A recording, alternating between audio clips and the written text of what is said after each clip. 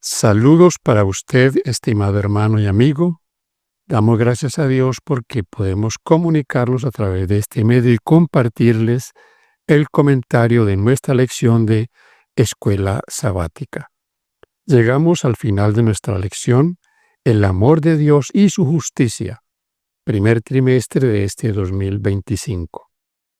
La lección 3 está titulada El amor es el cumplimiento de la ley. Romanos 13:8. No tengan deudas con nadie, aparte de la deuda de amarse unos a otros, porque el que ama al prójimo ha cumplido la ley. Mientras trataban con un feligrés problemático, alguien de la junta de la iglesia dijo al pastor: no podemos tomar decisiones basadas en la compasión. No podemos. Al oír esto, el pastor se preguntaba qué compasión debe ser fundamental en nuestro trato con las personas, especialmente con las que se equivocan. La compasión es parte integral del amor y, como dice Romanos 13:8, amar al prójimo es cumplir la ley. Si el amor es realmente el cumplimiento de la ley, no debemos pensar en la ley como si estuviera separada del amor o el amor como si estuviera desconectado de la ley. En la Escritura, el amor y la ley son inseparables. El legislador divino es amor y por consiguiente, la ley de Dios es la ley del amor. Es como dijo Elena White: la ley de Dios es el trasunto de su carácter. Palabras de vida del Gran Maestro, página 251. La ley de Dios no es un conjunto de principios abstractos, sino mandamientos e instrucciones destinadas a nuestro desarrollo. La ley de Dios es en su totalidad una expresión del amor tal como Dios mismo lo expresa. La lección para el día domingo está titulada La ley del amor. Mis hermanos, hemos venido estudiando en este trimestre este punto tan importante. Y hemos visto que esto ha sido mal comprendido por muchos cristianos. Suponen que ese mandamiento que se divide en dos y que tiene que ver con el amor, el que ama a Dios y ama al prójimo, entonces es algo que elimina la ley de Dios en su totalidad, que ya no hay ley, y eso es totalmente equivocado. Yo tengo aquí para compartir con ustedes la lectura de los 10 mandamientos, Éxodo 21 al 17. ¿Qué es lo que vemos nosotros en esta ley? Y lo vamos a mirar en este último estudio. 4 mandamientos y 6 mandamientos. 4 que son mi relación con Dios y 6 que tienen que ver con mi relación con el prójimo. Ahora, es muy importante que pensemos en esto. Esta ley no existe solo del Sinaí para acá. Esta ley ha existido, siempre ha existido. En otras palabras, esta ley existe desde la eternidad. Fíjense en esto, Satanás pecó en el cielo. ¿Qué es pecado según la definición bíblica? Pecado es infracción de la ley, pecado es rebelarse contra Dios. ¿Qué hizo Satanás en el cielo? O Lucifer en el cielo, rebelarse contra Dios. Ahora, en estos mandamientos encontramos algo bien interesante. 8 mandamientos son negativos. No cometerás adulterio, no matarás, no tendrás imágenes, no tendrás dioses ajenos, no andarás chismeando, el número 9, no codiciarás, el número 10. Mis hermanos, 8 tienen la palabra no, pero hay 2 que son positivos, 2 que tienen que ver con hacer. ¿Cuáles son? El cuarto, que es acuérdate del día de reposo para santificarlo. Y el quinto, que es honra a tu padre y a tu madre. 2 mandamientos que son para hacer. Hagamos esto. Y los otros 8, no hagamos esto. Notan ese punto ahí. Entonces, fíjense en esto, mis hermanos. Si esta ley existe siempre, esta ley es la ley de amor. Y esta ley de amor tiene al mundo dividido. En el cristianismo hay una división terrible por causa de esa ley. Un porcentaje altísimo, uno podría decir un 98% de los cristianos rechazan la ley de Dios. Le hacen toda clase de comentarios, que está así, que abolida, que era para estos, que era para estos otros. Y hemos dicho, y en nuestros comentarios hemos dicho, hermanos, si Dios creó el mundo para la humanidad, en términos generales, para todo el hombre que ha estado en esta tierra, solo tenía una ley para un grupo. Esta ley rige al mundo entero. Esta ley rige al universo. Usted puede encontrar muchos comentarios que por qué una ley en el cielo, si los ángeles son así, o que no se casan, que los ángeles cómo van a cometer adulterio. ¿Ustedes creen que el adulterio es solo un acto sexual? ¿Cuántos adulteran la palabra de Dios? ¿Cuántos predicadores no tienen relaciones sexuales extramaritales, pero adulteran la palabra de Dios? Eso es adulterio también. De alguna manera esos mandamientos se aplican en muchas formas a los seres humanos y a los seres del universo. El estudio de nuestra lección para el día lunes tiene como título La ley es santa, justa y buena. Fíjense ustedes, santa, justa y buena. Aquí entonces podríamos mirar la tergiversación de que la ley es una ley de esclavitud, que es una maldición. Miren, mis hermanos y amigos, ¿quiere darse usted cuenta que cómo se ve la maldición de la ley de Dios? ¿O la ley de Dios como una maldición? Vamos a una cárcel. Entremos a la cárcel. Cuando entramos en trabajo misionero a la cárcel, en el ministerio carcelario, a mí personalmente eso me parece muy duro. Porque uno entra y está allá 4 horas, comparte con los presos, les da palabras de ánimo, les lee la palabra de Dios, les lleva algún detalle que ellos necesiten. Y uno sabe que está allí por 4 horas. Y que luego ya cuando llega el momento, se va uno. Pero cuando uno sale a la puerta de la cárcel, se nota la diferencia, una diferencia abismal. Es un cambio total. Los que quedan adentro de la cárcel, uno queda con sentimientos muy, muy encontrados. ¿Por qué están allá? Porque han quebrantado la ley. Han quebrantado la ley. No es una maldición. Ahora, no es una bendición que nosotros, cubiertos por esas cercas que Dios ha colocado alrededor de sus hijos, vivamos felices. No tenemos problemas. No andamos por la calle escondiéndonos, que no venga un policía, y no dejamos de pasar por una cuadra porque le debemos a alguien. No, vivimos bien. No tenemos cargos de conciencia en cuanto a que estamos quebrantando un mandamiento que puede llevar a alguien o perjudicar a alguien.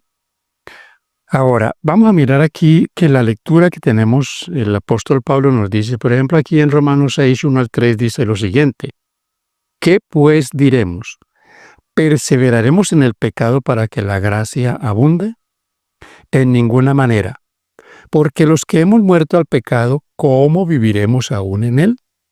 ¿O no sabéis que todos los que hemos sido bautizados en Cristo, hemos sido bautizados en su muerte? Aquí habla del pecado. Miren ustedes, ¿qué es pecado entonces? Pecado es transgresión de la ley. Pecado es rebelión contra Dios. Entonces Pablo dice aquí, ¿perseveraremos en quebrantar la ley de Dios para que abunde la gracia? Y él dice, de ninguna manera. Ahora fíjense en Romanos 7. Romanos 7, versículos 7 al 12 nos dice, ¿qué diremos pues? ¿La ley es pecado? En ninguna manera. Pero yo no conocí el pecado sino por la ley, porque tampoco conociera la codicia si la ley no dijera, no codiciarás. Mas el pecado, tomando ocasión por el mandamiento, produjo en mí toda codicia, porque sin la ley el pecado está muerto. Y yo sin la ley vivía en un tiempo, pero venido el mandamiento, el pecado revivió y yo morí. Y hallé que el mismo mandamiento que era para vida, a mí me resultó para muerte, porque el pecado, tomando ocasión por el mandamiento, me engañó, y por él me mató. De manera que la ley a la verdad es santa, y el mandamiento santo, justo y bueno. Como el título de esta lección, santo, justo y bueno. Y lo que dice el apóstol Pablo aquí en cuanto a la relación es que, miren, cuando estamos sin ley, todo es normal. Nada parece extraño, todo parece lícito. Pero cuando tú vienes a la palabra de Dios, te das cuenta que estás enemistado con el Señor, quieres cambiar tu vida, entonces todo esto se magnifica. Ya las cosas, las transgresiones son grandes para nosotros. Ya nos causan problemas. Nos hace sentir como Pablo dice aquí que él se sentía. Pero en el versículo 12 da esta conclusión de estos textos. El mandamiento es santo, justo y bueno. Comparto esta lectura. La ley de Dios no es pecado, pero entre otras cosas nos hace percibir el pecado y muestra pecaminosidad. Por eso, la ley es santa y el mandamiento santo, justo y bueno. Romanos 7:12. La ley revela, como ninguna otra cosa, nuestra gran necesidad de salvación, de redención, lo cual solo es posible por medio de Cristo. En consecuencia, no invalidamos la ley por la fe. Más bien, confirmamos la ley. Romanos 3:31. En nuestra lección para el día martes tenemos la ley y la gracia. Es muy importante este punto porque la ley y la gracia, los cristianos la han separado. Ya no somos salvos por la ley. Y es claro, nadie se salva por la ley, ni por guardar la ley.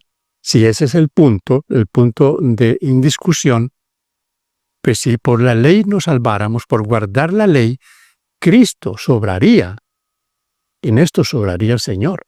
Y en otras palabras, no hubiese el Señor tenido que venir aquí a la tierra a sufrir penalidades y a morir en una cruz.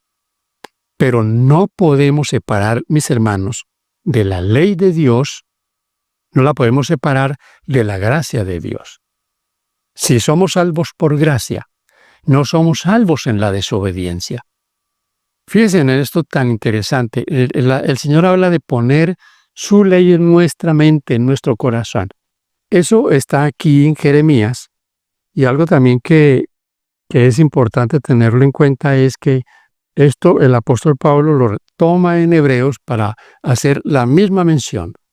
Ya la ley no debe estar en la letra, no debe estar en tablas de piedra, debe estar en el corazón del creyente. Jeremías 31, versículos 31 al 34. He aquí que vienen días, dice Jehová, en los cuales haré nuevo pacto con la casa de Israel y con la casa de Judá. No como el pacto que hice con sus padres el día que tomé su mano para sacarlos de la tierra de Egipto, porque ellos invalidaron mi pacto, aunque fui yo un marido para ellos, dice Jehová. Pero este es el pacto que haré con la casa de Israel después de aquellos días, dice Jehová. Daré mi ley en su mente y la escribiré en su corazón, y yo seré a ellos por Dios, y ellos me serán por pueblo. Y no enseñará más ninguno a su prójimo, ni ninguno a su hermano, diciendo, conoce a Jehová, porque todos me conocerán desde el más pequeño hasta el más grande. ¿Dónde Dios quiere poner su ley? En nuestro corazón. Debe pasar de la letra al corazón. En ninguna parte de la Escritura se puede tomar un texto o se debería tomar un texto para decir que la ley de Dios ya no tiene vigencia, porque ahora estamos por la gracia. Siempre la gracia de Dios ha estado extendida para toda la humanidad. Todo ser humano que va a estar entre los redimidos, desde Adán hasta el último salvo, habrá sido salvo por la gracia. Comparto esta nueva lectura con usted. No podemos salvarnos por cumplir la ley. En cambio, nos salvamos por gracia mediante la fe, no por nosotros mismos, sino como un don de Dios. Efesios 2:8. No guardaremos la ley para ser salvos, sino porque ya somos salvos. No guardaremos la ley para ser amados, sino porque somos amados. Y por eso deseamos amar a Dios y a los demás. Juan 14:15. Al mismo tiempo, la ley nos muestra nuestro pecado. Santiago 1:22-25, Romanos 3:20 y 7:7. Y nuestra necesidad de un Redentor. Gálatas 3:22-24. Nos guía por los mejores caminos de la vida y revela el carácter de amor de Dios. ¿Cuál es su esperanza, mi hermano y amigo, en cuanto a esta perspectiva de la ley de Dios? ¿No es una bendición? Es una bendición para todos nosotros. Miren esta pregunta. ¿Dónde radica tu esperanza respecto al juicio? ¿En tu diligente y fiel cumplimiento de la ley o en la justicia de Cristo? ¿Qué te cubre? ¿Qué te dice tu respuesta acerca de la función de la ley de Dios, acerca de lo que ella puede hacer y de lo que no es posible para ella? ¿Qué no es posible para la ley de Dios? Salvarnos, porque es para el conocimiento del pecado. Mis hermanos, hay algo muy bonito. El amor es el cumplimiento de la ley. Oiga bien, el amor es el cumplimiento de la ley. No quiere decir que el amor anula la ley. Al contrario, el cristiano ama la ley de Dios. ¿No dice eso en el Salmo 19? Amo tu ley. Es mi meditación todo el día. Amar la ley de Dios es parte del amor a Dios. El apóstol Juan en su primera carta dice en el capítulo 5, este es el amor de Dios, que guardemos sus mandamientos. Y sus mandamientos no son gravosos. Otras versiones dicen no son pesados. Como dice el Salmo, son una delicia. Ahora, allá en Mateo 23 y 24, el Señor, amonestando a los judíos, a los fariseos, les dice que ellos están errando. ¿Por qué? Porque han desprovisto a la ley del amor. Y era necesario la misericordia. Como vimos en nuestra introducción, todos nuestros actos, todo lo que hagamos en cumplimiento de la justicia debe estar guiado por el amor. A nadie se puede tratar sin amor, ni al que yerra, a ninguno. Dice, mis hermanos, en Deuteronomio, vamos a mirar esta cita de Deuteronomio, el capítulo 5, los versículos 12 en adelante. Fíjense en algo interesante aquí. Guardaréis el día de reposo para santificarlo, como Jehová tu Dios te ha mandado. 6 días trabajarás y harás toda tu obra. Mas el séptimo día de reposo para Jehová tu Dios. Ninguna obra harás, tú, ni tu hijo, ni tu siervo, ni tu sierva, ni tu buey, ni tu asno, ni ningún animal tuyo, ni el extranjero que está dentro de tus puertas, para que descanse tu siervo y tu sierva como tú. Acuérdate que fuiste siervo en tierra de Egipto, y que Jehová tu Dios te sacó de allá con mano fuerte y brazo extendido, por lo cual Jehová tu Dios te ha mandado que guardes el día de reposo. ¿Cuál es el detalle aquí, mis hermanos, en este texto? ¿Por qué tiene que ver con el amor? Porque nada que usted haga para Dios lo va a hacer sin amor. Guardar el día de reposo, como dice aquí, tiene que ver con el amor. Pero yo quiero hacer énfasis en el texto que dice, porque fuiste esclavo en Egipto. Entonces muchos toman estos textos para decir, miren que eso es para los judíos. Nosotros ya no tenemos que guardar la ley, es que no somos esclavos. Pues eso dicen algunos, que no son esclavos. Pero mis hermanos, hoy hay un Egipto del que estamos invitando a muchos a salir, donde son esclavos. Esclavos de modas, esclavos de deportes, esclavos del vicio, esclavos del cigarrillo, del licor, de la pornografía, esclavos de la maldad, esclavos de malos pensamientos, de odios. Son esclavos. Cuando salen de toda esa esclavitud, se cumple lo que dice este texto. Porque yo te he sacado de esa esclavitud para que me sirvas. ¿No nos llamó el Señor a nosotros también en esclavitud? ¿No andábamos muchos de nosotros extraviados en este Egipto, donde el faraón es Satanás? Ya no hay un faraón como en Egipto, pero hay un faraón que es Satanás. Claro, el mismo Satanás que incitaba al faraón de Egipto.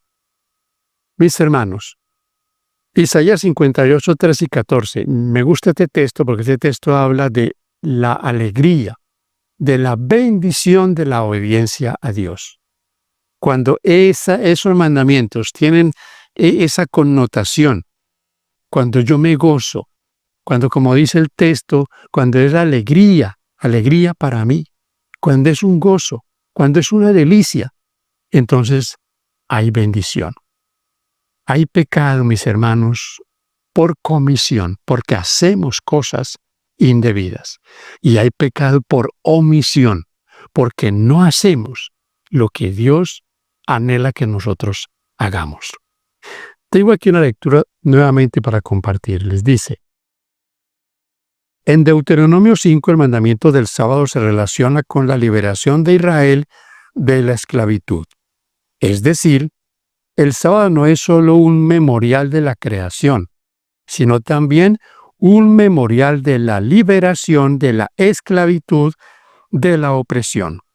A su vez, en el contexto de apartarse del propio placer para llamar al sábado deleite y para deleitarse en el Señor, Isaías 58, 13 y 14, se hace hincapié en las obras del amor y justicia en favor de los demás. Hacer el bien, alimentar a los hambrientos, alojar a los desamparados. Isaías 58, 3 al 10. O sea, está en el contexto de Isaías 58, 3 y 14. Cuando nosotros podemos hacer lo anterior.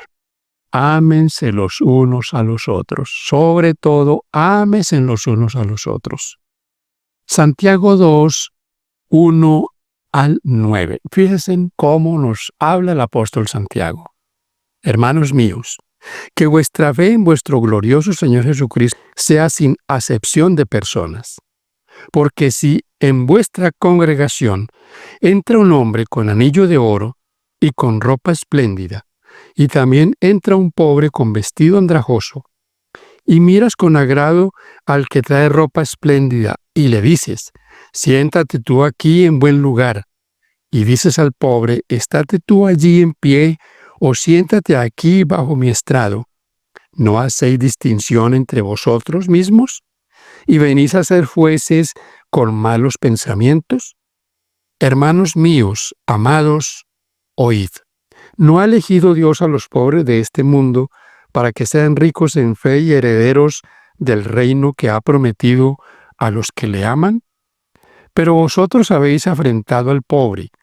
¿No os oprimen los ricos y no son ellos los mismos que os arrastran a los tribunales? ¿No blasfeman ellos el buen nombre que fue invocado sobre vosotros? Si en verdad cumplís la ley real conforme a la Escritura, amarás a tu prójimo como a ti mismo, bien haces. Pero si haces acepción de personas, cometes pecado y quedáis convictos por la ley como transgresores.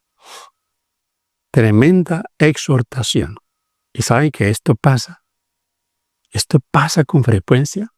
Tenemos preferencia con algunos porque los vemos mejor presentados, y no con otro que quizás llega a nuestro templo para presentarse delante de Dios, pero no viene como nosotros pensamos que debería y seremos exclusivos con él.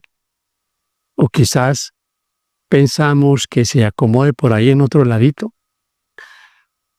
Mis hermanos, Santiago dice, eso es hacer acepción de personas. Y fíjense que este es el contexto de lo que sigue diciendo allí Santiago en el versículo 10 hasta el versículo 12. Es el amor, porque el cumplimiento de la ley es el amor. Porque dice allí que todo el que guarda la ley, pero ofende en un punto. Mirando el contexto, el punto de la acepción de personas, entonces está quebrantando toda la ley.